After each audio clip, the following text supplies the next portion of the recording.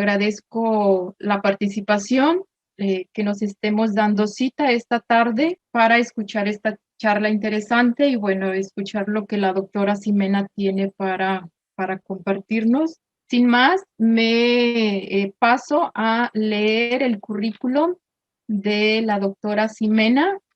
Ella es académica de tiempo completo en el Departamento de Educación y en el Departamento de Psicología de la Universidad Iberoamericana en la Ciudad de México.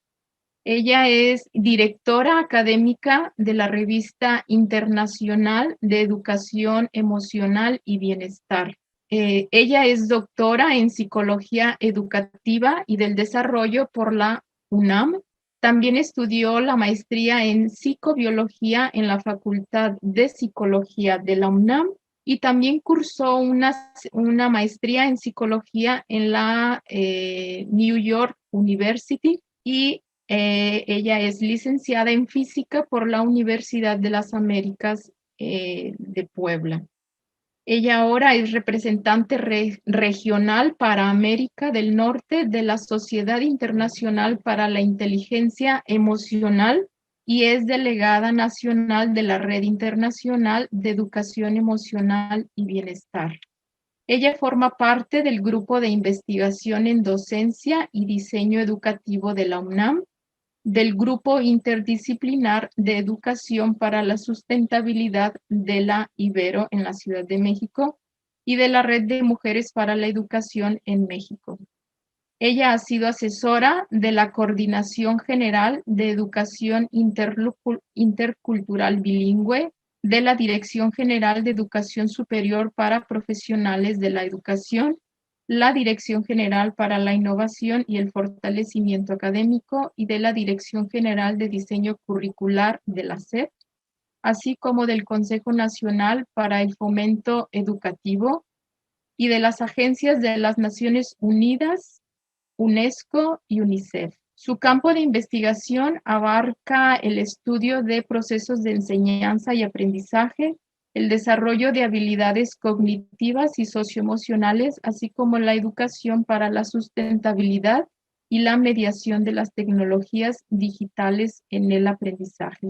Como podemos ver, tiene una amplia experiencia la doctora en este tema y dejo la palabra con la doctora Ximena. Adelante, doctora. Muchas gracias, Silvina. Muy buenas tardes a todas. Mi agradecimiento a la doctora Marta por esta invitación, a la universidad también por la invitación. Es un gusto para mí poder compartir este espacio de diálogo, pues entre colegas, entre docentes, finalmente profesores todos, ¿verdad? De educación superior, entiendo, de manera que, bueno, pues para mí es un privilegio que podamos tener estas conversaciones. Me voy a permitir compartir mi pantalla para iniciar con la presentación del día de ahora y platicar acerca de este tema que me parece tan importante, tan pertinente en este tiempo tan complejo que llevamos viviendo como humanidad, como país en México, esta pandemia que quisiéramos ya darle la vuelta a la página y no se deja. Y finalmente también esta necesidad de readaptarnos una y otra vez a las condiciones que se van imponiendo ante esta circunstancia compleja y por momentos también muy complicada. Entonces, hablar de bienestar emocional, de bienestar en general, en este momento me parece que es sumamente importante, pero en particular a los docentes. Y en ese sentido me gustaría que empezáramos esta conversación platicando un poco, y podemos compartirlo por el chat, sobre las emociones que han experimentado colegas durante esta pandemia, aquellas emociones que les han acompañado de manera recurrente. Yo voy a agradecer si podemos recuperar algunas en el chat, para que podamos entender el clima, vamos a llamarle así, el clima emocional que ha prevalecido. Y por aquí ya tengo las primeras participaciones, dice ansiedad, ausencia, incertidumbre, estrés, tristeza, enojo, angustia, miedo, mucha ansiedad, mucha nostalgia, mucho estrés, coraje, miedo, flojera, estrés, frustración, empatía. Yo les agradezco muchísimo estas participaciones porque nos ayudan a todos quienes estamos en este espacio, aunque sea virtual, estamos compartiendo este espacio, nos ayudan a vernos en ese clima emocional. Y el podernos ver con claridad cómo estamos, cómo nos vamos sintiendo, nos da también la posibilidad justamente de ir estableciendo estos mecanismos de convivencia, pero también cuando somos docentes de planeación y por supuesto establecer estrategias que podamos utilizar para lidiar con estos estados, que si se fijan, estos estados de ánimo son prevalecientemente aflictivos, ¿verdad? Hay una prevalecencia de emociones aflictivas o emociones que podríamos llamar también disfóricas y que en general cuando las sentimos podríamos quizá decir que no se sienten del todo bien, se sienten de manera desagradable y en algunos casos hasta generan agitación. Bueno, yo quiero decirles que varios estudios a nivel nacional y también algunos otros a nivel internacional, algunos conducidos por nosotros mismos desde la Ibero, pues nos arrojan esta gama de emociones que ustedes mismos nos comparten el día de hoy.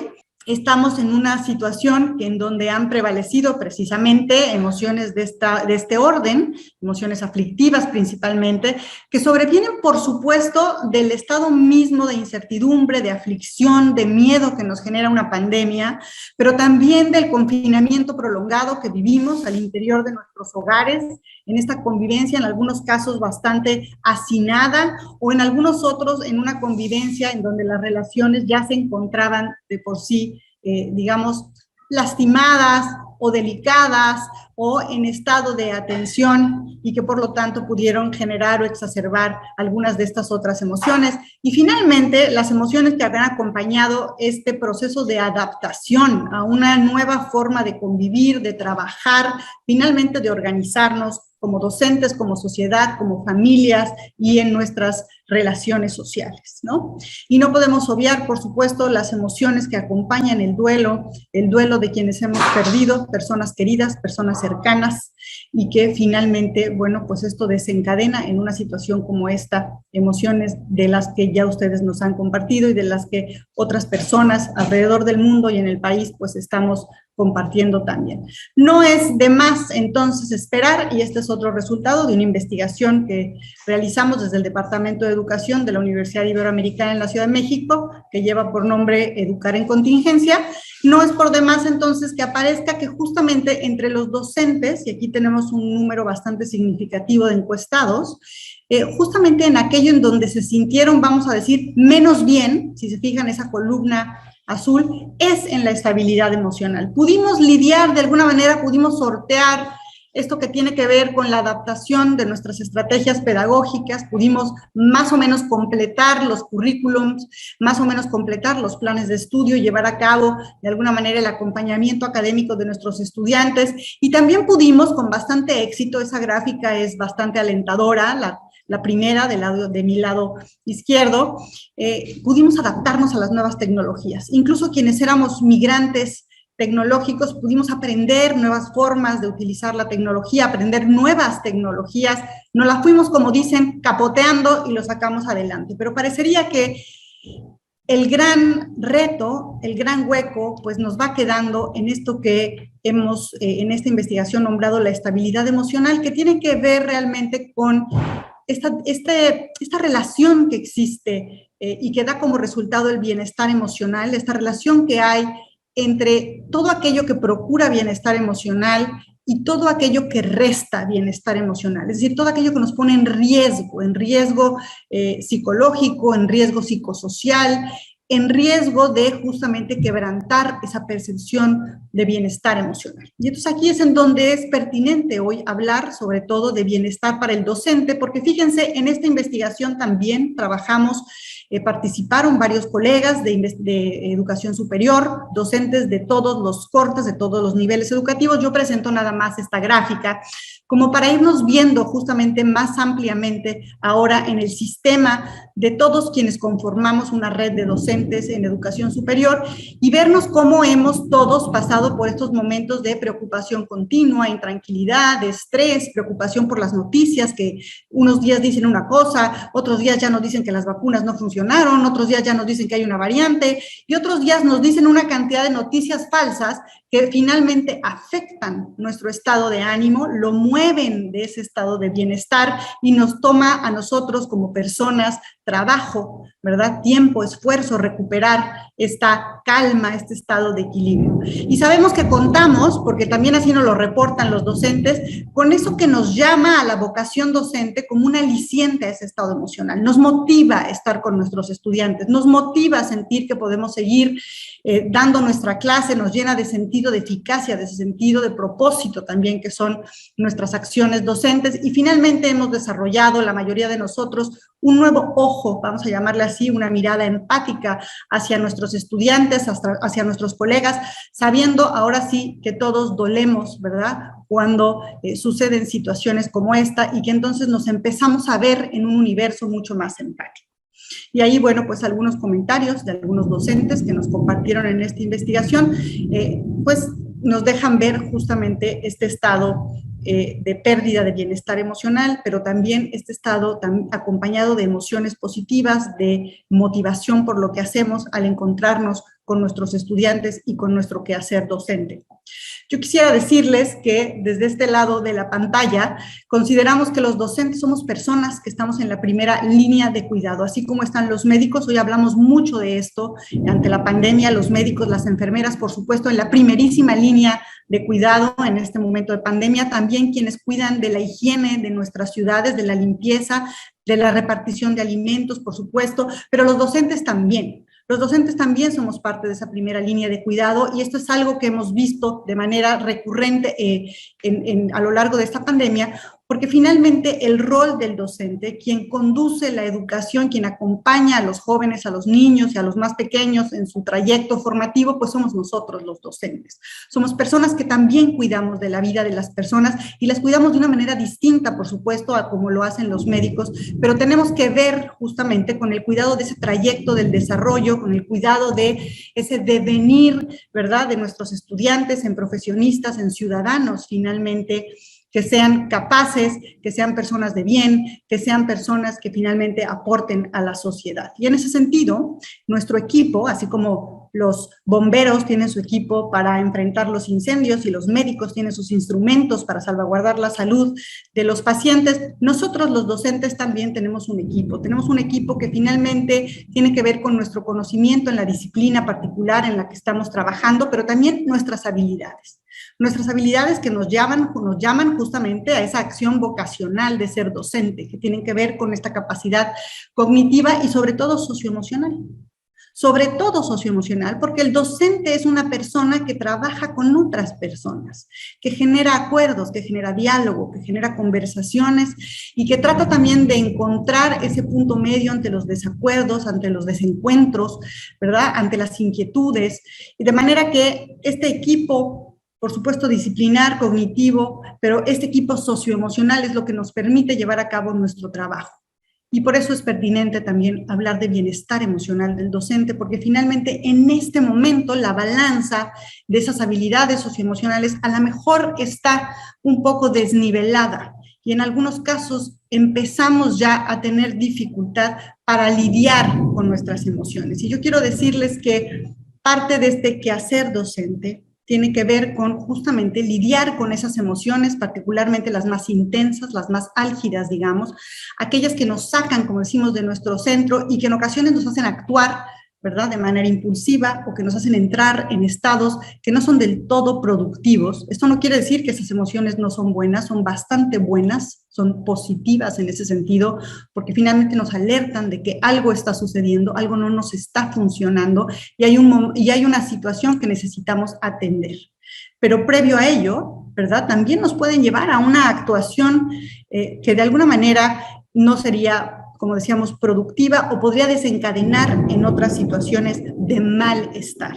Estas emociones no las tengo yo que nombrar, porque las conocemos, porque sabemos que entramos en esos estados y que en el peor de los casos podemos llegar incluso a este estado de burnout o de estar, como dicen, quemados en el trabajo, ¿verdad?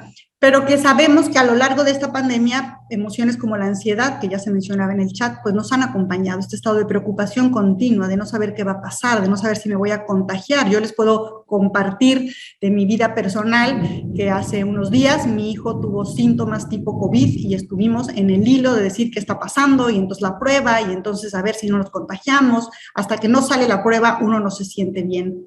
y entonces estás en este estado de preocupación tratando, ¿verdad?, de mitigar, de trabajar, de calmar, de aterrizar esa emoción, porque si no la mente, como dicen, se vuela, se nubla, empieza a generar sus hipótesis, empieza a salir de sus cabales y empieza a reaccionar, ¿verdad?, de manera a veces impulsiva y a veces no productiva, que nos puede llevar incluso a situaciones ya de descontrol en donde pudiera haber violencia en el peor de los casos, y que sabemos que además la ha habido en los hogares en México, esta violencia que surge, este incremento, quiero decir, del 20%, nos dicen las encuestas, que surge justamente de estos estados emocionales álgidos, a donde nos lleva la frustración, el enojo, la cólera, ¿verdad? Esta sensación de no poder tener el control o de sentir, ¿verdad?, que hay algo en donde ha habido una suerte de injusticia en mi contra o en la contra de mis seres queridos. La pandemia podría percibirse como algo tal.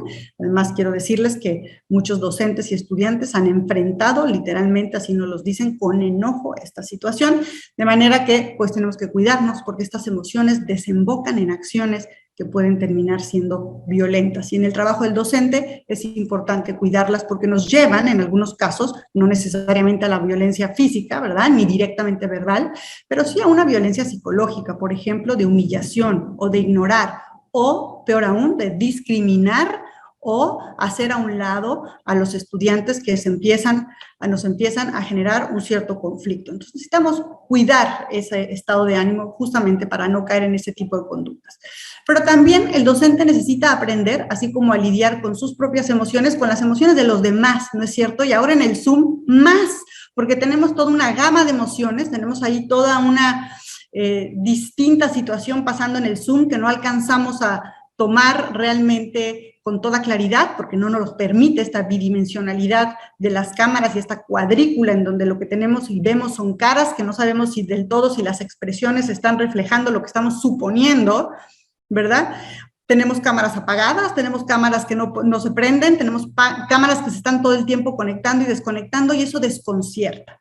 Y ver las emociones proyectadas allí, o en vivo también, emociones como el aburrimiento en nuestros estudiantes, o su propia ansiedad, o su propia frustración, o el estrés que pudieran estar viviendo ellos mismos, bueno, pues finalmente son emociones que también llegan a afectar y emociones con las que también tiene que lidiar el docente.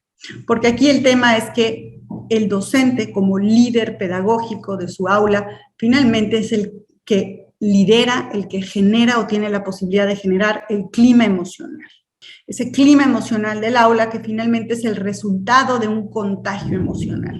Y hay diferentes climas de aula, incluso en situaciones, ¿verdad?, álgidas, difíciles, angustiosas. Los que enseñan medicina, los profesores de medicina que están, por ejemplo, atendiendo el servicio social de los estudiantes ya en hospital, pues saben de lo que estoy hablando, ¿verdad? De manera que nosotros necesitamos modelar el estado de ánimo que queremos llevar a nuestra aula, y eso nos cuesta trabajo.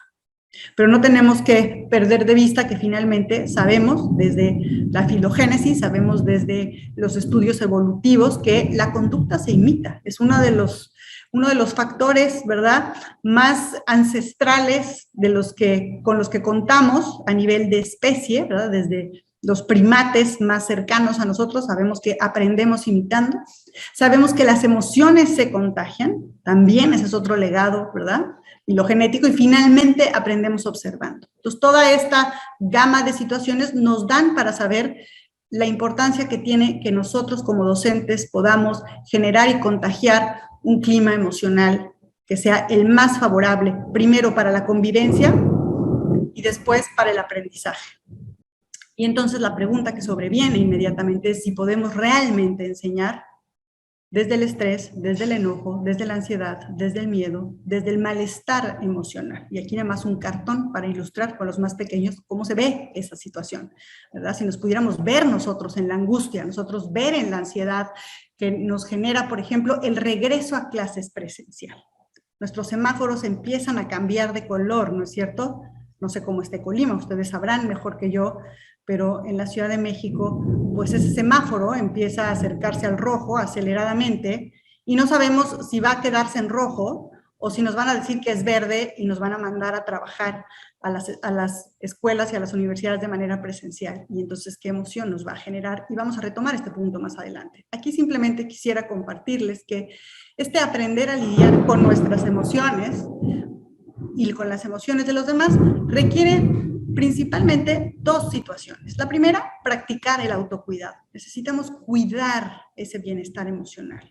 Y la segunda, el cuidado común. Necesitamos adoptar, ¿verdad?, una posición en torno al cuidado común, es decir, al cuidado en términos de los acuerdos de convivencia, por ejemplo, lo vemos a más a detalle en un momentito, pero aquello que tiene que ver justo con establecer ese clima, desde donde convivimos, desde donde aprendemos, desde donde enseñamos, etc.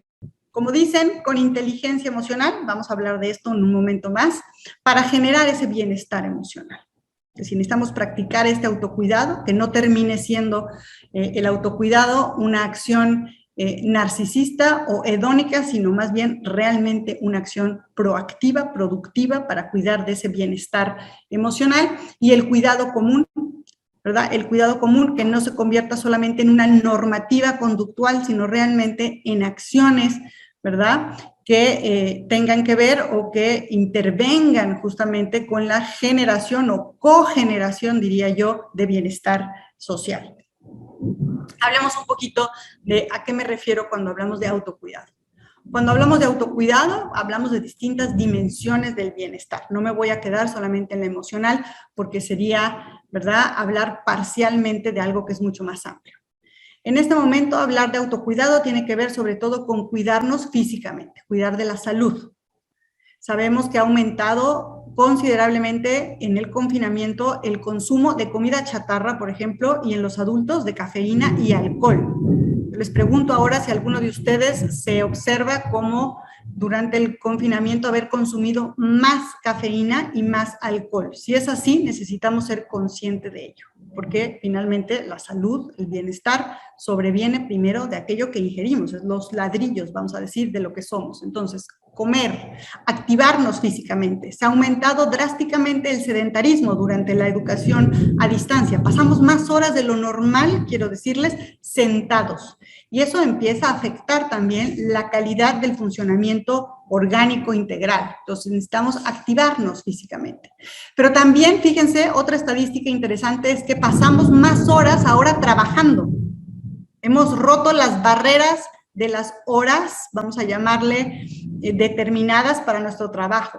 Estamos sin horarios, en algunos casos, trabajando los fines de semana a cualquier hora, respondiendo mensajes, ahora que hemos estado a la distancia. Entonces necesitamos también de descanso explícito, y voy a hablar más adelante sobre el descanso activo. Necesitamos activamente descansar. Y necesitamos cuidar del sueño, algo que se ha movido también, como mostraban las gráficas anteriores, a lo largo de esta pandemia, tanto en los adultos como en los niños, ha cambiado los ciclos de sueño, o dormimos más, o dormimos menos, o nos dormimos más tarde, ¿verdad?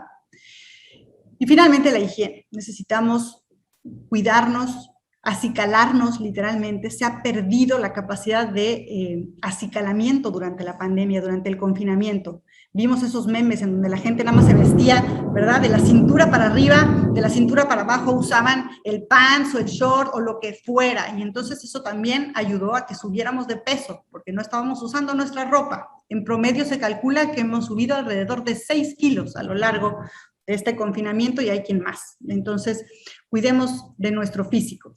Cuando hablamos de autocuidado, ahora sí, específicamente emocional, de lo que estamos hablando es de practicar activamente la gestión de las emociones aflictivas, activamente, a través de estrategias, de técnicas que nos ayuden a ir lidiando con estas emociones aflictivas. Pero también trabajar nuestra autoestima, nuestra capacidad de resiliencia, ser autocompasivos, no juzgarnos tanto por las emociones que vamos viviendo, ¿verdad? Saber que tenemos derecho a sentirnos de este modo, y sobre todo saber que podemos hablarnos cuando estemos en estos estados aflictivos en un tono, en una narrativa que no nos juzgue, ¿verdad? Que no nos juzgue de una manera recriminatoria, es decir, eres una exagerada, ¿por qué te sientes así? No deberías.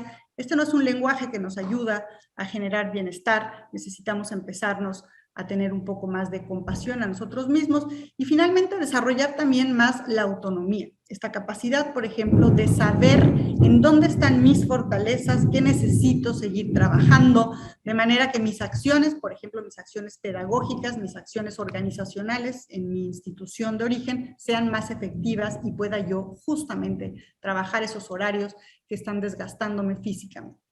Y bueno, también está el autocuidado social, saber que podemos contar con una red de apoyo, pero también que podemos recibir y dar nosotros afecto a otros, ser agradecidos, finalmente construir relaciones sanas, tener un sentido de afiliación al organismo donde trabajamos, a nuestras familias, a nuestro grupo de amigos, ¿verdad?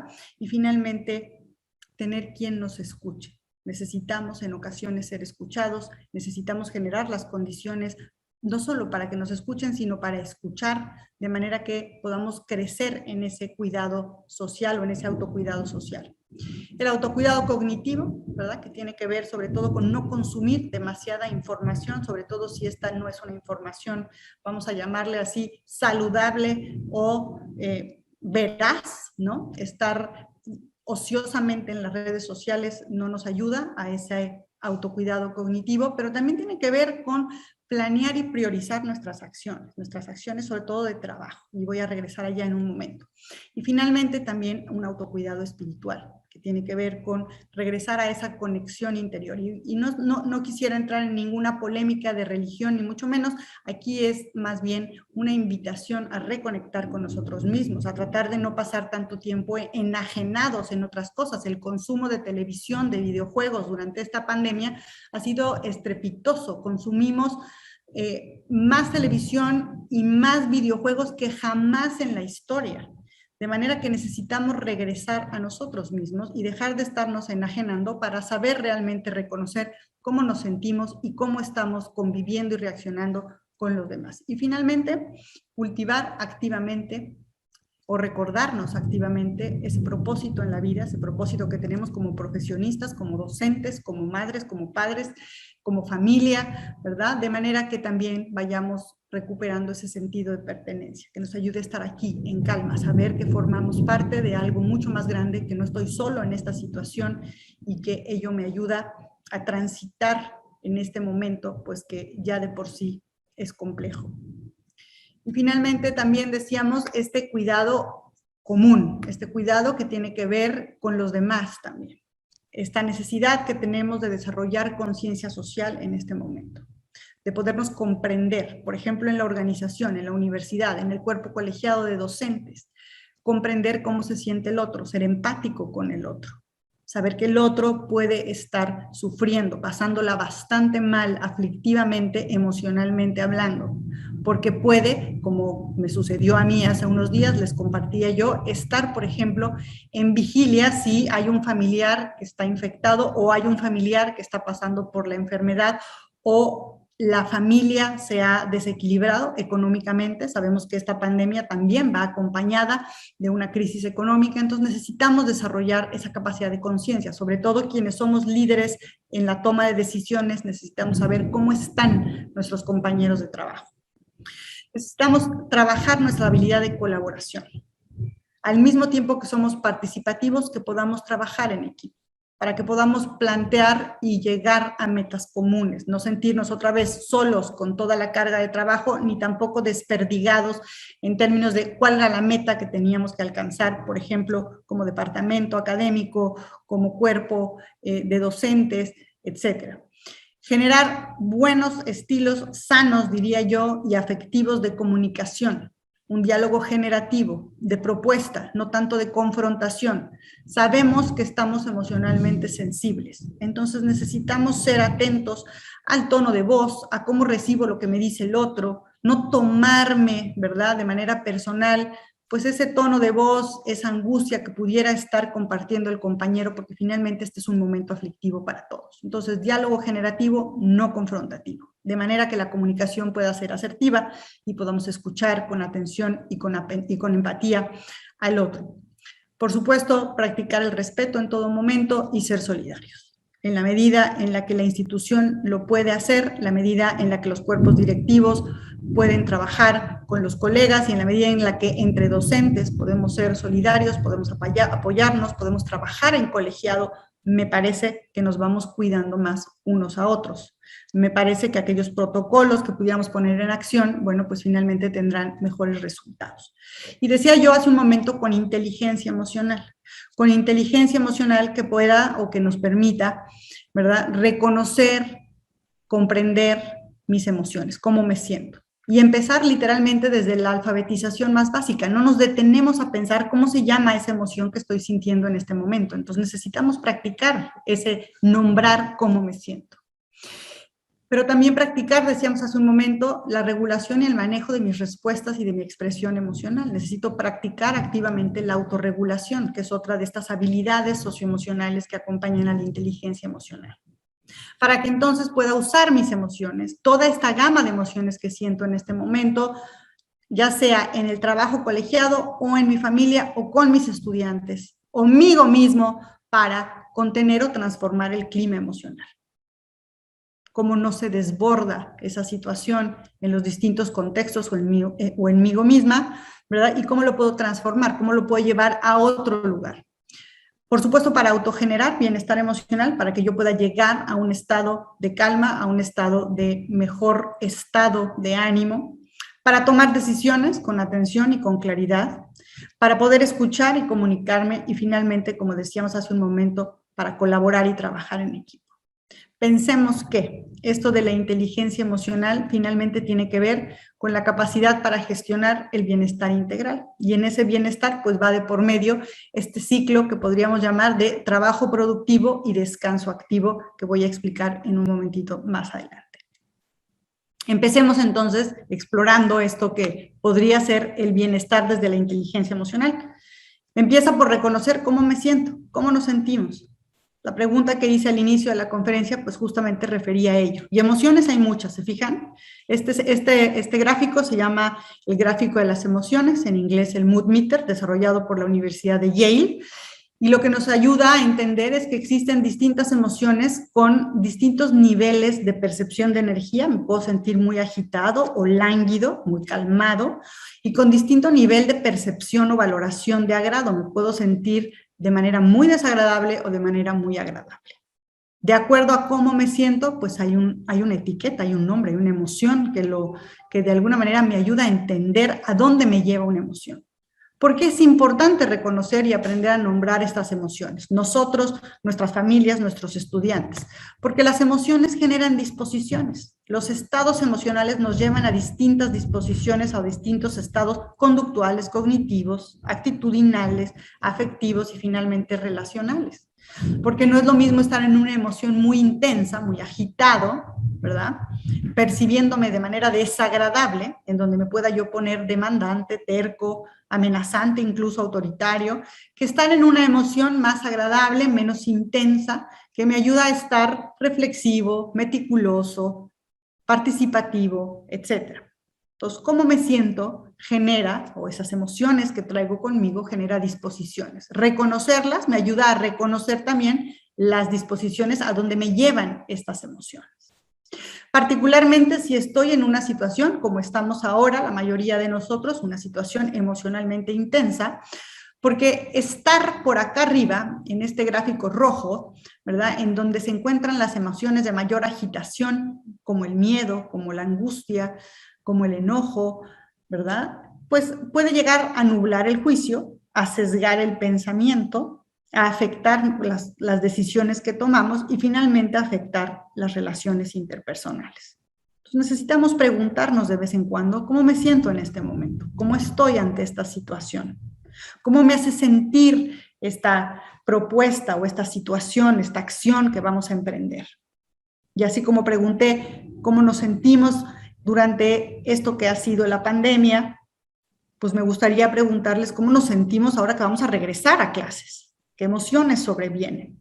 Y lo retomo esa pregunta más adelante, pero vayan pensando, ¿cómo se siente pensar que vamos a regresar, ya sea presencial o híbrido o a la distancia? ¿Qué emociones sobrevienen ante esta nueva posibilidad? Porque esas emociones nos van a llevar a distintas disposiciones. Y después Reconocer, así como sabemos nombrar nuestras emociones, reconocer también lo que llamamos en la educación emocional nuestros disparadores emocionales, aquellos estímulos, aquellas situaciones que generan emociones intensas y sobre todo intensas y desagradables. Esas nos importan mucho. Nos importan mucho porque nos pueden llevar a una actuación impulsiva. Y como decíamos, estas actuaciones impulsivas pueden llegar a acciones o decisiones que después resulten en mayor malestar. Pero también reconocer, hacer un trabajo metacognitivo, ahora regreso a ello con más detalle, situaciones y estímulos que generan bienestar emocional. ¿Cómo puedo, como dicen, calmar? ¿Qué me ayuda a tranquilizar? ¿Qué me ayuda a sentirme mejor? ¿Qué me ayuda a estar en ese otro momento del gráfico de las emociones en donde me siento de manera agradable, tranquilo, ¿verdad? No agitado, no completamente lánguido tampoco, ¿verdad? No completamente apachurrado, sino en ese nivel en el que me encuentro y cuando me preguntan cómo te sientes, yo puedo decir con toda seguridad, bien, ¿no? El caso clásico está aquí en este cartón, en donde ante una situación angustiante, por ejemplo, este estudiante que no quiere regresar a clases, le da miedo el contagio, por ejemplo, se empieza a sentir angustiado, ya no quiere ir a clase, quiere renunciar a la escuela, se empieza a agitar cada vez más y entonces la pregunta es, ¿qué debería de hacer? ¿Qué debería de hacer? Así deberíamos de preguntarnos nosotros, ¿qué debo de hacer ante la situación en donde empieza, como dicen, a aumentarse la angustia? ¿Qué debería de hacer? Pues lo primero que debería de hacer es parar ahí, ya no hacer nada más, no tomar ninguna decisión, porque en ese momento mis emociones han de alguna manera tomado el control de mis decisiones y pueden llegar, como decíamos hace un momento, a nublar el juicio, a sesgar el pensamiento. Entonces necesito detenerme y ahora ser consciente que me siento de este modo, poderlo nombrar, por eso es importante la fase anterior. Poderlo nombrar de manera que pueda identificar cómo me siento. Y finalmente tomar acciones para relajar esos estímulos y situaciones que me hacen sentir mejor. En general, nos ayuda a aprender a respirar conscientemente el podernos calmar, ¿verdad? No es choteo, respirar ayuda a que nos podamos calmar, respirar conscientemente. Tomarnos un momento, decir, me estoy sintiendo agitado, me estoy sintiendo angustiado, necesito tomarme un momento para respirar. Y lo puedo tomar yo aquí en mi lugar, en la mesa de juntas, o puedo pedir salir, ¿verdad? Para poderme relajar, tomar un momento a solas para poder respirar, o incluso tomar una caminata. Y el simple hecho de tomar agua me ayuda a ir tranquilizando esas emociones que nos agitan, esas emociones intensas, ¿verdad? Que nos llevan justamente a estas decisiones impulsivas. ¿Por qué ayudan estas acciones? Al menos estas tres, porque interrumpen la comunicación del sistema nervioso autónomo, del sistema simpático, que ya empieza a desencadenar una respuesta automática. En el caso de la angustia, en el caso del miedo, pues nos llega incluso a paralizar, ¿verdad? O a salir, a desertar ya de la situación, a huir, ¿no? O a tomar una postura defensiva. Entonces, respirar, caminar, tomar agua, nos ayuda a cortar esa respuesta autónoma para, de alguna manera, tomarnos un tiempo para pensar con claridad y regresar a la acción en donde estábamos. Cuando trabajamos regulación emocional en la educación emocional, trabajamos con una estrategia a la que llamamos parar. ¿Por qué? Pues porque nos ayuda a tener un acrónimo fácil de recordar, ahora todos ya lo pueden tener, en donde sabemos que parar tiene que ver con tomar una pausa, para respirar y poner atención a cómo me siento, qué estoy pensando en ese momento, cuáles son esos pensamientos que me van a hacer actuar en el siguiente momento. Y analizar qué puedo hacer en lugar de caer, por así decirlo, en esa emoción intensa, de tal suerte que pueda yo regresar. ¿Qué me genera bienestar emocional? Pues a lo mejor respirar, a lo mejor salir a caminar, a lo mejor escuchar música, a lo mejor tomar un momento a solas antes de enfrentar esa situación. De esta manera me voy cuidando emocionalmente. De esta manera voy generando una estrategia de autocuidado que me permite, con inteligencia emocional, ir abordando estas emociones que en ocasiones me pueden desbordar. En estos tiempos que corren, no es extraño que vivamos esas emociones. Y por lo tanto, necesitamos tener estrategias que nos ayuden a autocontenernos, de manera que podamos cuidarnos. Aquí un ejemplo de respiración muy útil, la respiración ancla, es una respiración que utilizamos mucho quienes trabajamos mindfulness, por ejemplo, porque nos permite sentir el latido del corazón por un lado y por otro lado como la cavidad torácica y abdominal se infla y se desinfla, por así decirlo, con cada respiración consciente y nos ayuda justamente a ir percibiendo el ritmo cardíaco, cómo disminuye con cada respiración y cómo bajamos esa agitación que sobreviene de estas emociones intensas. Entonces podemos trabajarlo, podemos aprender a respirar conscientemente, a conocer nuestro cuerpo, cómo se siente cuando estamos angustiados, cómo se siente cuando estamos enojados y cómo respirar conscientemente nos ayuda de alguna manera a trabajar estas sensaciones que en sí mismas ya son la respuesta de ese sistema nervioso autónomo, esa respuesta simpática que sobreviene de estos estímulos o de estas situaciones generadoras de emociones intensas y aflictivas. Y por supuesto podemos hacer todavía un paso más, ¿verdad? En este proceso de autocuidado. Podemos aprender a regular las emociones como medida preventiva a través de un ejercicio metacognitivo, a través de identificar cómo me siento cuando suceden X o Z cosas que ya sé que me van a afectar, reconociendo qué es lo que me hace reaccionar impulsivamente en situaciones determinadas, cómo esas situaciones me hacen sentir incluso físicamente, qué pensamientos vienen a mi mente cuando suceden este tipo de situaciones y cómo reacciono.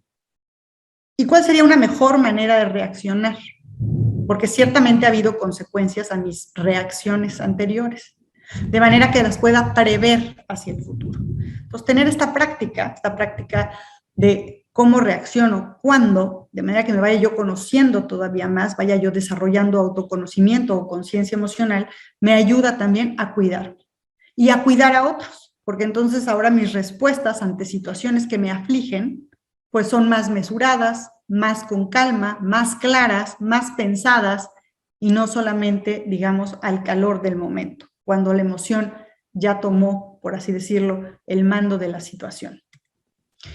Y hablaba yo también hace un momento que esto del cuidado común y el autocuidado tiene que ver con el trabajo productivo y el descanso activo. Necesitamos nosotros docentes planear nuestras jornadas, nuestras semanas, ¿verdad? En ciclos que nos permitan, sí, una atención focalizada, con momentos de reflexión intensa, pero planeada y priorizando las tareas de manera que no sobrecarguemos este sistema emocional que empiece a generar estrés, pero también necesitamos generar en esas jornadas otro tipo de actividades. Cada día tendría que haber, o en cada día tendría que haber, una oportunidad de expresión creativa, una oportunidad de un ocio constructivo, una oportunidad probablemente de jugar. Y no me refiero a los videojuegos solamente, ya hablamos de ello, sino de realmente pasar un momento lúdico. Los que tenemos hijos, pues nos resulta un poco más natural, podemos compartir con ellos, pero si no, también compartir con colegas, ¿verdad? Podemos jugar un partido de ajedrez, podemos jugar un partido de damas chinas, podemos regresar a esas actividades que nos daban un momento no solo de ocio activo, sino de compartir a través del juego. Estas jornadas de expresión creativa, estos momentos de juego y ocio, de alguna manera, ¿verdad?, le dan nuevamente bienestar al desgaste que puede generar esos momentos de atención intensa, de trabajo focalizado. Y finalmente, momentos para la activación física. Y esto no quiere decir que solamente en la mañana hago ejercicio o en la tarde, no. Esto quiere decir que después de una hora de estar sentado en un Zoom o en un escritorio o en una junta, necesito un momento de activación. Necesito un momento para salir a caminar, un momento para estirarme. No estamos acostumbrados a ello y hemos abusado de esa mala costumbre ahora que vivimos a la distancia. Nuestro cuerpo lo va a resentir.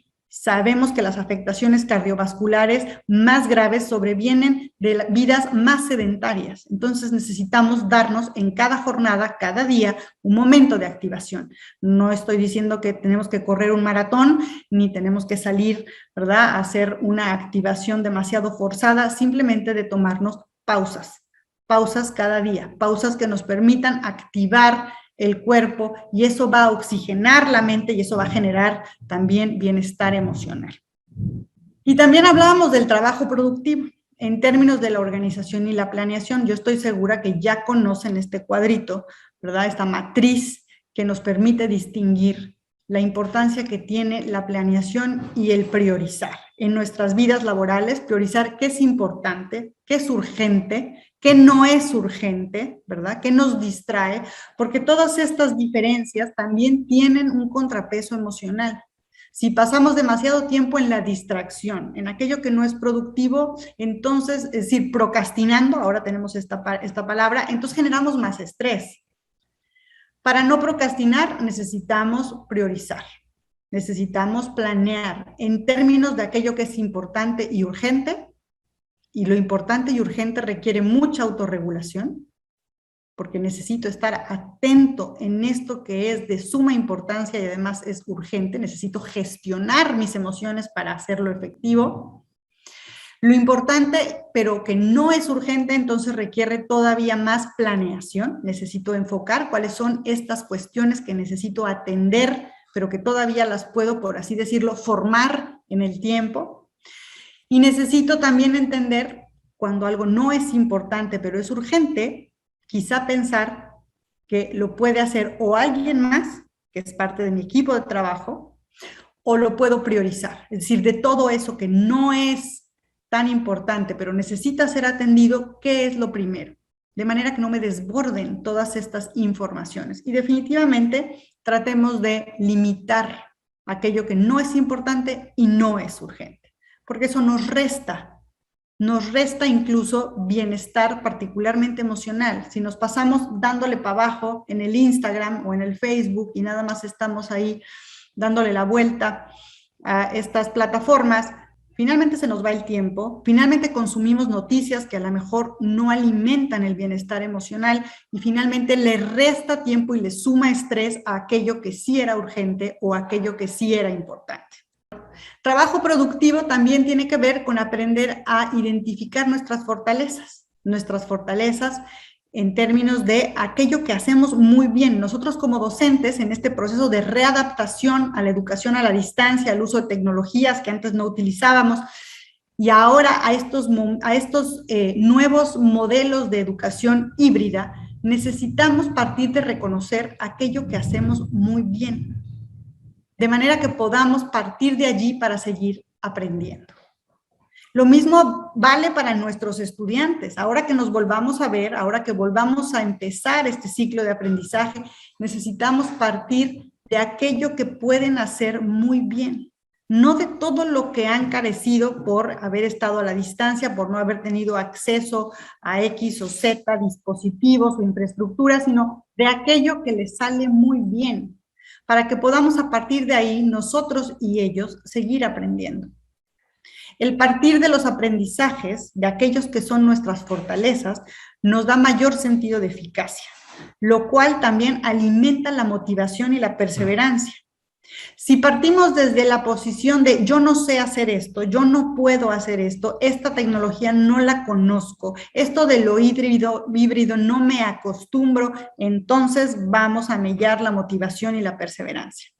Vamos a generar emociones tales como frustración, por ejemplo, ¿verdad? Que no nos van a ayudar a seguir adelante. Entonces pensemos más bien qué hacemos muy bien. Cuando doy mi clase, normalmente esto que yo hago, ¿en dónde están esos puntos, esas acciones, esos conocimientos que se me dan muy bien, que incluso yo disfruto? Reconocerlos para poder enfatizarlos, para partir de ellos en mi planeación, ya sea a distancia, híbrido o presencial. Identificar también qué interfiere con ese proceso, ¿verdad?, de adaptación o readaptación, si es que vamos a entrar ahora a este sistema híbrido. Y ¿qué puedo hacer para no detenerme o para no sentir que me empiezo a enfrascar en esas situaciones retadoras? Es importante preguntárnoslos, es importante hacer esta suerte de análisis, como dicen, casi de FODA, para que podamos de alguna manera estar prevenidos en nuestra planeación y en nuestra organización. Decía yo que también esto del trabajo productivo tiene que ver con el trabajo colaborativo. Y el trabajo colaborativo empieza entre nosotros, colegio de profesores, entre nosotros, departamento educativo, entre nosotros, colegas docentes, directivos, con generar acuerdos de convivencia. Preguntémonos cómo nos queremos sentir, ¿Cómo nos queremos sentir ahora que regresemos a clase presencial, híbrida o a distancia? Hagamos esos acuerdos de convivencia, cómo nos queremos comunicar, hagámoslos explícitos para que sepamos cómo nos encontramos todos y cómo nos queremos conducir entre todos, para que entonces podamos practicar otras estrategias como las que ya hablábamos, la escucha empática, por ejemplo, ese trabajo colegiado en donde podríamos hacer acuerdos comunes para trabajar, por ejemplo, las mismas asignaturas bajo una organización coordinada entre todos los docentes, de manera que podamos comunicar a nuestros estudiantes y entre nosotros de manera clara, oportuna y efectiva, y que entonces estas acciones se puedan llevar, sobre todo aquellas que son urgentes y que son importantes, con la eficacia que ello requiere, ¿verdad? Y que podamos generar en ese trabajo colaborativo, en ese trabajo colegiado, un sentido de pertenencia a nuestra comunidad, nosotros como docentes y a nuestros estudiantes. Esto incrementa ese bienestar social, ¿verdad? Y por supuesto el trabajo colaborativo implica también planeación conjunta. Hagamos trabajo colegiado. Yo quiero insistir en esto también en términos de la planeación conjunta y por supuesto desde la acción sistémica, desde la acción que tiene que ver con cada uno de los actores que intervienen en mi institución, en mi plantel educativo. A mí me gusta mucho esta infografía, se las regalo aquí en la pantalla, no es mía, no es de mi autoría, es de este brillantísimo grupo de Pictoline, en donde nos recuerdan lo importante que es el descanso activo. Ese descanso activo que tiene distintos componentes. Aquí ellos incluyen 7 que me parecen muy certeros, yo aquí les pongo algunos más. Descanso activo que tiene que ver, ya decíamos, con tomarnos estas pausas. No dejemos que el tiempo de sedentarismo nos gane. Necesitamos tomarnos pausas activas. Necesitamos no solamente activar el cuerpo, sino descansar activamente nuestra mente. Necesitamos ayudar a que, y este es un término bizarro, pero que a lo mejor les hace sentido, a que se desinfoxiquen. Necesitamos no consumir tanta información. Tener momentos en donde literalmente podemos contemplar el paisaje, podemos estar ahí simplemente respirando, estando con nosotros mismos. No necesitamos ser meditadores profesionales ni inscribirnos a ningún tipo de clase o, pues qué sé yo, curso de meditación para saber que podemos estar con nosotros mismos, simplemente respirando, contemplando, relajando activamente mi mente, dejando pasar esos pensamientos o esos estímulos o sobreestímulos incluso que a veces consumo. Esta vida llena de tecnología, de recordatorios, que si los WhatsApps, que si los Twitters, que te manda la señal, que ya te manda el correo y el teléfono todo el tiempo sonando con timbres y más timbres, empieza finalmente a generar una saturación cognitiva. La saturación cognitiva lleva al estrés y el estrés a las emociones aflictivas. Entonces necesito desinfoxicar por un momento, tomarme un tiempo para no escuchar ninguno de estos estímulos, no ver la televisión. Quiero decirles que echarnos en el sillón a ver Netflix no es un descanso activo, no lo es. Estamos continuando con esta saturación de estímulos visuales, de información. Entonces, relajarnos activamente implica, por ejemplo, salir a caminar, tomar una caminata al aire libre. Pues si estamos ahí en Colima, en la costa, pues salir a ver el mar, qué mejor, ¿verdad? Si estamos cerca de un jardín, de un parque, salir a dar una caminata en contacto con la naturaleza, eso nos ayuda a relajar el sistema visual, que estar en contacto con una pantalla a tan corta distancia lo estresa nuestros músculos visuales y eso genera estrés corporal que se traduce en un estado emocional. Tomarnos también descansos emocionales, tiempos, como dicen, personales para mí mismo, donde no tengo que lidiar en ese momento con nadie más, no porque soy egoísta, sino porque me estoy tomando 15 minutos para estar yo conmigo misma. Y a lo mejor puedo escuchar música, y a lo mejor puedo leer, y a lo mejor puedo simplemente estar conmigo mismo. Y también tiempo social para la convivencia, para el diálogo, para el intercambio. No tiempo social ejecutivo, no tiempo social para las tareas de la casa. Sí, es un tiempo social en donde tú barres, yo lavo los trastes y los demás planchan. No, es un tiempo social para la convivencia. en donde, como decíamos antes, podemos hacer actividades de ocio activo, de juego, o podemos simplemente conversar, ¿verdad? En un diálogo generativo. Y lo puedo hacer en familia y lo puedo hacer con mis colegas. De hecho, sería recomendable tener tiempos sociales entre colegas. Necesitamos reconectar. Hemos estado a la distancia mucho tiempo. Necesitamos generar estos espacios de encuentro. Y finalmente, si podemos también darle a nuestro cerebro, a nuestras emociones, un espacio creativo.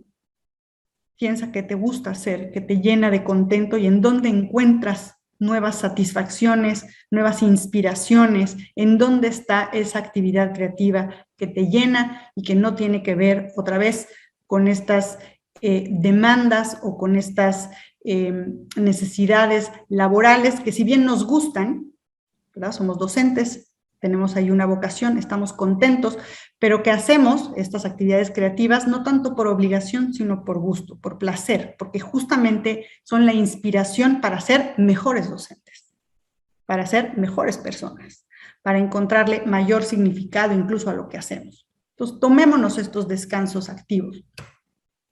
Y ahora sí, ¿qué emociones te generan el regreso a clase? Presencial, híbrido, a la distancia. Y ahora sí me gustaría compartirlo en el chat. Pensemos, compartamos ahora sí abiertamente aquí entre todos qué nos genera el regresar a clases. Y por acá ya empiezan a compartir, agradezco mucho, dice incertidumbre, esperanza, estoy emocionado, incertidumbre, miedo, tranquilidad, incertidumbre, apatía, emoción, pero a la vez incertidumbre, preocupación, mucha incertidumbre, miedo, optimismo, emoción, incertidumbre, incertidumbre, incertidumbre, incertidumbre y preocupación, optimismo, desconfianza, preocupación, mucho gusto, pero también intranquilidad, preocupación, incertidumbre, estrés, motivación, preocupación, incertidumbre. Yo quisiera que hiciéramos un balance, ¿verdad?, de estas emociones que están en el chat. Estamos entre la incertidumbre y la esperanza, entre la motivación y la angustia. Queremos regresar, ¿no es cierto? Todos quisiéramos ya darle la vuelta a la página, hablar en pasado y decir, ¿te acuerdas cuando la pandemia? Y estar ya nuevamente en lo que sabemos hacer y además disfrutamos tanto. Por supuesto que sí, y no debemos de perderlo de vista, pero también están esas emociones aflictivas que nos obligan a seguir estando alertas y son necesarias. Quiero decirles que no podemos de ninguna manera caer en un optimismo ingenuo. Quien quiera que les diga, no te preocupes, todo va a estar bien, no va a pasar nada, los está engañando. No tendríamos tampoco que hablarle así a nuestros estudiantes, porque no es la realidad. La realidad es que necesitamos estar informados y necesitamos actuar desde una mirada de precaución y de acción de cuidado, como hablábamos hace un momento, ¿verdad? Pero no perder de vista esta motivación, esta alegría, ya que mencionan acá, esta esperanza de que podemos regresar y de que podemos hacer las cosas de forma distinta, de manera que podamos alimentar también desde esas emociones más agradables, más positivas, el bienestar emocional. Y bueno, yo ante estas emociones que ya mencionan ustedes, que me comparten y que yo comparto, quiero decirles con todos ustedes, los invito a que pensemos en que en este momento que vamos a regresar a clase necesitamos tomar en consideración al menos, yo los invito, 4 asuntos prioritarios. El primero, ¿cómo vamos a procurar seguridad sanitaria? Ese es sumamente importante. Necesitamos franquear ese acuerdo, ese protocolo de acción, porque ese es el que nos va a ayudar a que de alguna manera podamos pasar al segundo, que es procurar bienestar socioemocional. En cualquier instancia, en cualquier universidad, en cualquier escuela, en cualquier lugar en donde empecemos a tener contagios, vamos a entrar en una situación socioemocional aflictiva. Entonces necesitamos asegurar la seguridad sanitaria. ¿Qué vamos a hacer para hacerlo? De manera que podamos procurar bienestar socioemocional. Pensando que libramos la seguridad sanitaria, ahora, ¿cómo trabajamos el bienestar socioemocional de todos aquellos profesores y estudiantes que van a regresar con estas emociones que ustedes mismos ya nos comparten? Angustia, incertidumbre, miedo, etcétera. ¿Cómo hacemos productivas esas emociones? ¿Qué hacemos con ellas?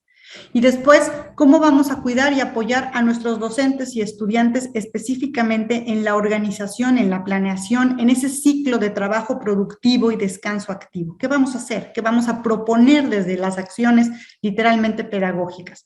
Y finalmente, ¿cómo vamos a construir los aprendizajes? ¿Cómo vamos a llevar la pauta pedagógica para poder trabajar ya sea en modalidad a distancia, híbrida? Lo más seguro es que vamos a estar yendo y viniendo, ¿verdad? Es probable que podamos retornar, luego nos vuelvan a regresar a la distancia, luego nos dejen volver a ir en modalidad híbrida. No sabemos qué nos depara la organización dadas las condiciones actuales. Entonces necesitamos tenerlo presente de manera que podamos planear y asegurar con ello justamente este estado de autocuidado y cuidado. Yo los invito a que lo podamos ver desde la necesidad de crear estructuras de apoyo y organización al interior de la institución.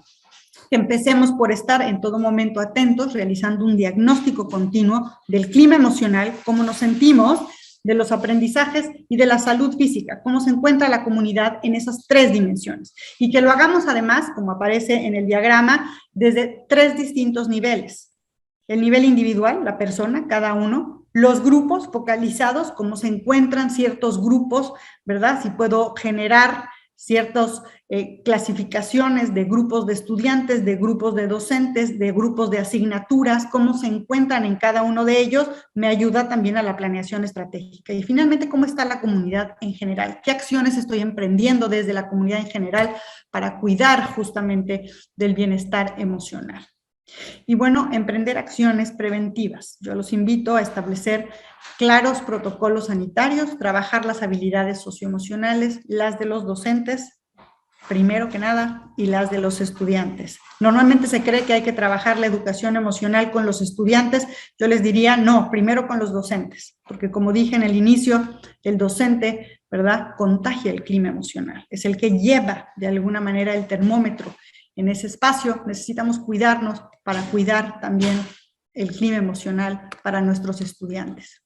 Y para ello necesitamos trabajar estrategias pedagógicas, necesitamos acercarnos a la capacitación probablemente de una educación emocional que nos permita justamente trabajar esta inteligencia emocional, estas habilidades emocionales que nos permitan cuidar del bienestar emocional, de manera que podamos practicar otras prácticas de convivencia desde la comunicación efectiva y afectiva, para que podamos ser claros, para que podamos ser estratégicos con nuestro cuerpo docente y nuestros estudiantes y construir resiliencia, porque por más que queramos, esto todavía sigue y hacia el futuro seguramente tendremos otros retos y lo que queremos es que la comunidad crezca a partir de este momento tan complejo. Lo que quisiéramos es que no nos quedemos, como dicen, solamente en el estado de lo complicado, de la vivencia aflictiva, sino que realmente podamos crecer, aprender e innovar nuestras prácticas y nuestra capacidad de cuidado colectivo y autocuidado. Y finalmente, tomar perspectiva, junto con nuestros estudiantes, nosotros como comunidad. Saber que en este momento la estamos pasando de manera compleja y complicada, pero que esto no quiere decir que, por ejemplo, en nuestro caso como docentes o nuestros estudiantes, pues el horizonte hacia futuro no sea uno que todavía esté lleno de aprendizajes. Y para tomar perspectiva, lo más importante es cultivar una mirada objetiva, una mirada que de alguna manera es crítica hacia la información, no se satura de desinformación, ¿verdad? O no se satura de sobreinformación acerca de lo que está pasando. Es una mirada que prioriza el currículo, que sabe que no poder cubrir todo de todo no implica una pérdida, más bien implica generar una estrategia que permita a nuestros estudiantes y a nosotros mismos trabajar desde lo más importante de nuestra área disciplinar, pero sobre todo trabajar desde las que serán las habilidades transferibles, esas habilidades que se van a llevar los estudiantes y nosotros mismos con ellos en ese progreso curricular donde los acompañamos a lo largo precisamente de los trayectos formativos. Y finalmente, tomar perspectiva también implica saber que a veces hay que dar un paso atrás para poder avanzar, que a veces necesitamos seguir aprendiendo, rectificar aquellas prácticas que dábamos por hechas y que necesitamos regresar a ellas, consolidarlas para poder avanzar con mayor éxito. Y bueno, yo con esto doy por terminada mi participación y más bien abro el micrófono para una conversación con todos ustedes, si así lo desean. Muchas gracias. Agradecemos a la doctora Ximena su participación. Al inicio, doctora, preguntaban qué sugiere para lograr mantener una visión optimista independientemente de lo que estemos viviendo, de las distintas emociones negativas o ambiguas que experimentemos en distintos ámbitos de nuestra vida. Yo creo que la mejor mirada optimista es la mirada objetiva. Y yo decía hace un momento, de nada nos va a servir cultivar un optimismo ingenuo, porque vamos a caer en la realidad en algún momento, como dicen, más tarde que temprano. Entonces necesitamos realmente estar informados, necesitamos como colegio, por ejemplo, profesores, tener la posibilidad de compartir una mirada crítica acerca de lo que vamos viviendo, no solamente en relación a la pandemia, sino en nuestro trabajo docente, cómo va progresando, cómo podemos hacerlo mejor entre todos en estos cambios que se advierten que todavía pues serán itinerantes, digamos, van a cambiar con el tiempo. Entonces, me parece que ese optimismo informado nos da lugar, nos da espacio para todas las emociones. No solamente para estar alegres, ¿no? O no solamente para estar en un optimismo en donde queremos sentir únicamente emociones agradables. Me parece que el mejor optimismo es el que puede lidiar con las emociones incluso aflictivas, el que se da la oportunidad de buscar una estrategia, un punto de fuga, un punto de salida ante las situaciones que generan emociones incluso abrumadoras. Entonces, necesitamos por eso una visión informada, una mirada crítica y sobre todo un trabajo colectivo, un trabajo colegiado, para no sentir que nosotros somos los que tenemos que, nosotros solos cargamos con todo lo que implica una situación tan abrumadora como la que estamos viviendo en este momento. Muy bien, maestra, doctora, gracias por su respuesta. Preguntan, ¿qué hacer si detectamos emociones negativas en nuestros alumnos o los vemos pesimistas? Cuando vemos que uno de nuestros estudiantes está pasando por un momento aflictivo, por emociones intensas que podemos reconocer claramente, no solamente por su conducta o su actitud en el aula o en el aula virtual, sino también por su ausencia. Ojo, la ausencia de nuestros estudiantes es un indicador muy potente para saber que está nuestra estudiante pasando por un momento difícil. Esto es muy importante. Sabemos ya por datos pues de las distintas encuestas que se han realizado en el país, sabemos también por cómo es el conteo de lo que han sido pues los contagios y desafortunadamente los fallecimientos que tenemos, vamos a regresar a clases con una muy grande proporción de jóvenes y niños que han quedado en orfandad y entonces necesitamos tomar esto en cuenta, necesitamos, decía yo, justo hacer un diagnóstico, cómo está nuestra comunidad, cómo están nuestras familias, cómo estamos nosotros mismos, también necesitamos hacérselo saber a la institución, de manera que podamos estar conscientes, alertas, atentos a estos estudiantes. Sabemos también que ha apretado la economía en las familias y entonces sabemos que vamos a regresar también con estudiantes que están en situaciones, particularmente los jóvenes universitarios, en situaciones que están apoyando a las familias, ya sea a trabajar literalmente o en cuestiones de la casa. Entonces necesitamos también entender esta situación. Necesitamos entender que las familias están pasando por situaciones difíciles y por eso el insistir en el diagnóstico, para tener un conocimiento de antemano. Pero ¿qué hacemos cuando ya vemos a un estudiante que claramente se puede quebrar en clase, como decimos, puede entrar en una situación angustiante, en una situación aflictiva? Primero que nada necesitamos ser empáticos y no juzgarlo, ¿verdad? Necesitamos ser empáticos y escuchar, simplemente preguntar cómo te sientes, qué está sucediendo, ¿verdad? ¿Qué necesitas?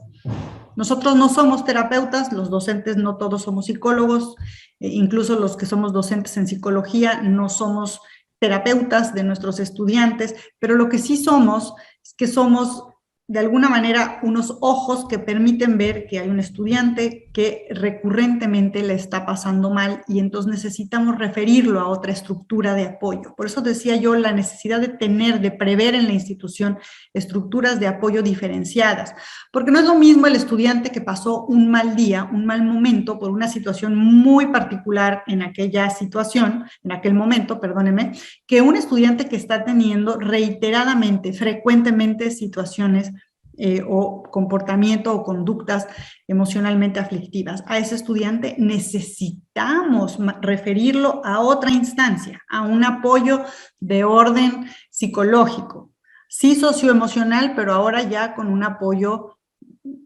psicológico, digamos, si tenemos una clínica de bienestar al interior de la universidad, si tenemos apoyo u orientación psicológica dentro de nuestra institución, necesitamos referir a este estudiante a este apoyo para que pueda hablar más en extenso de lo que está sucediendo. Pero yo como líder, como directora, como coordinadora, pues necesito tener, ¿verdad?, en la medida de lo posible, un diagnóstico, un conocimiento de cómo se encuentran mis estudiantes, sus familias, mis docentes, sus familias, es decir, cómo estamos, cómo vamos a regresar de manera que nos podamos reconocer en el reencuentro con estas historias, con estas narrativas vividas, no las podemos obviar. Otra invitación es, por supuesto, yo sé que los docentes no somos terapeutas, yo sé que no somos psicólogos, pero sí creo que podemos, desde acciones pedagógicas, trabajar las habilidades emocionales y podemos generar incluso al interior de nuestras aulas, así como lo haremos en nuestras propias vidas, en nuestro propio trabajo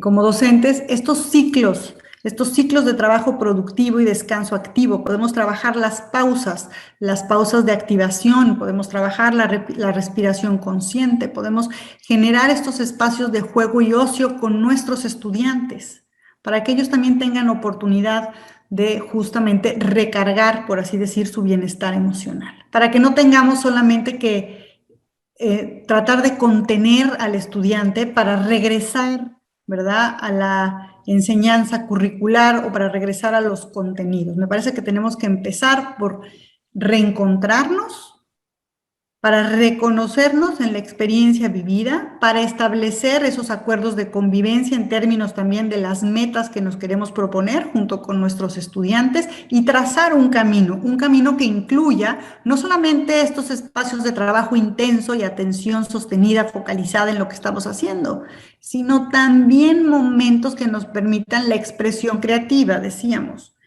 Y si la clase es a distancia y vamos a estar en el Zoom 2 horas, pues entonces generar pausas activas, ¿verdad?, espaciadas, de manera que no tengamos a los estudiantes sentados porque al final terminan apagando las cámaras, por ejemplo. Y lo mismo en el aula, podemos tomarnos descansos activos, introducir temas a discusión que de alguna manera pueden alimentar el currículo, pero generan estos espacios de encuentro, estos espacios de diálogo, estos momentos de socialización que no necesariamente están, por así decirlos, implantados por obligación en el currículo.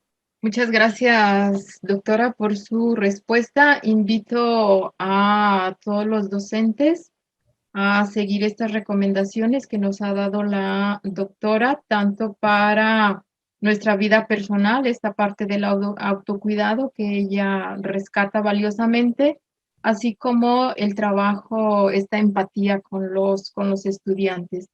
Entregamos la constancia, la Universidad de Colima, la Dirección General de Desarrollo de Personal Académico otorga la presente constancia a Ximena Chao Rebolledo por impartir la charla Bienestar Emocional en la Docencia en el seminario Habilidades Docentes para la Enseñanza Híbrida como parte de las jornadas académicas 2021 en el marco del Programa Institucional de Formación Docente el día 2 de agosto de 2021 en su modalidad en línea con una duración de, bueno, en este caso hora prácticamente media y valor curricular. Firma atentamente Estudia, Lucha, Trabaja, firma la doctora Marta Eugenia Chávez González. Es así como damos por terminada esta charla del día de hoy. Muchas gracias a usted, muchas gracias a todos los compañeros profesores que estuvieron con nosotros. Muchísimas gracias a todas y a todos por allá también y mantengámonos todos sanos y procuremos ese autocuidado y el cuidado a los demás. Que estén todos muy bien. Doctora Marta, un gusto saludarla. Silvina, muchas gracias por esta moderación y un saludo a todos mis colegas docentes allá en Colima. Reciba muchas felicitaciones. En el chat hay muchísimas felicitaciones para su exposición. Muchas gracias. Muchísimas gracias, las tomo con mucho cariño y espero vernos de nuevo.